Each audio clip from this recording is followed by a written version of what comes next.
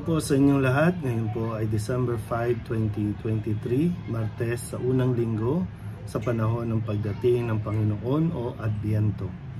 Ating pong unang pagbasa at pagninilay ay hinango sa aklat ni Propeta Isaías chapter 11 verses 1 to 10. Sa araw na iyon, sa lahi ni Hese ay lilitaw ang isang hari, tulad ng supling mula sa isang tuod. Mananahan sa kanya ang espiritu ng poon, bibigyan siya ng katalinuhan at pagkaunawa, ng kaalaman at kapangyarihan, ng karunungan at takot sa Panginoon. Kagalakan niya ang tumalima sa poon, hindi siya hahatol ayon sa nakikita o batay sa narinig sa iba. Bibigyan niya ng katarungan ng mga dukha, ipagtatanggol ang karapatan ng mga kawawa. Ang salita niya ay parang tungkod na ipapalo sa malulupit.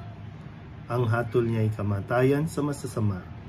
Katarungan at katapatan ang paiiralin niya sa kanyang pamamahala. Maninirahan ang asong gubat sa piling ng kordero. Matutulog ang leopardo sa tabi ng batang kambing. Magsasama ang guya at ang batang leon, at ang mag-aalaga sa kanila ay batang paslit. Ang baka at ang oso ay magkasamang manginginain. Ang mga anak nila ay magkakatabing matutulog. Kakain ng damo ang leon na animoy toro.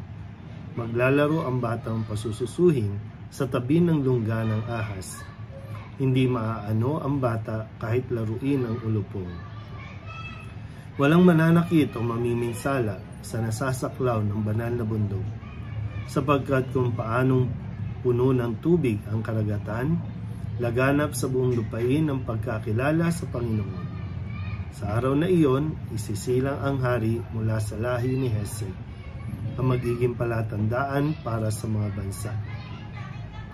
Ang mga bayay tutungo sa banal na lungsod upang parangalan siya, at magiging maningning ang kanyang luklukan. Ang salita ng Diyos. Muli po, isang mapagpalang araw sa inyo pong lahat. Tayo po ay ipapatuloy na o nasimulan na natin ang paglalakbay sa panahon ng Adbyento. At ito nga sinasabi sa atin lagi ay ang paghahanda sa pagdating ni Jesus para tayo po ay palayain at mabigyan ng kapayapaan sa mundong ito. Kaya po, ang narinig nating pahayag mula kay Propeta Isaías sa unang pagbasa ay sa kung saan magmumula ang sanggol na binabanggit dito na siyang magiging hari, at ito po ay magmumula sa puno ni Hese. Maalala niyo po, si Hese ay mayroon pong mga anak, at isa na doon ay si David, at napatuloy ang kanyang pagiging hari. At dito rin po ay kung tatandaan niyo mabuti, kapag ipinapakilala po ang genealogy, ang lahi na pinagmulan ni Jesus, ay nagtatapos ito kay Jose na anak na mula sa angkan ni David na asawa ni Maria. At dito po inilalarawan ni Isaías na yung magkakaroon po ng pagkakasundo o pakikipagkasunduan nung paanong inilalarawan po yung iba't ibang uri ng hayop na sa kalagitnaan nito ay merong isang sanggol na magkakaroon po ng kaayusan, yung bang malaya na makakapaglaro ang batang ito sa gitna ng iba't ibang mababangis na hayop.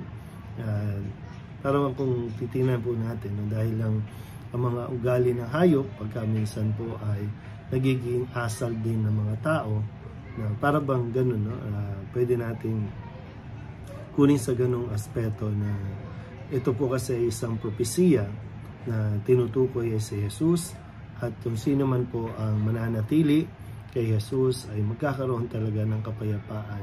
Hindi na mag-aaway ang iba't ibang paniniwala, hindi na magkakaroon ng labanan, o kumbaga yung inaasam natin na kapayapaan ay talagang mararanasan ng bawat isa. Kaya sana po, muli tayo ay pinapaalalahanan na tayo ay naghahanda para sa pagdiriwang ng unang pagdating ni Jesus, at ina-anticipate natin ang kanyang muling pagdating. At ito po yung dalawang pagdiriwang na aasahan natin, no, sa mga susunod na mga araw. Tandaan nyo rin po, no, merong 4 na linggo at pagkatapos niyan ay merong 9 na araw na paghihintay bago po ang araw ng kapanganakan ni Jesus. Muli po, isang mapagpalang araw sa inyo lahat.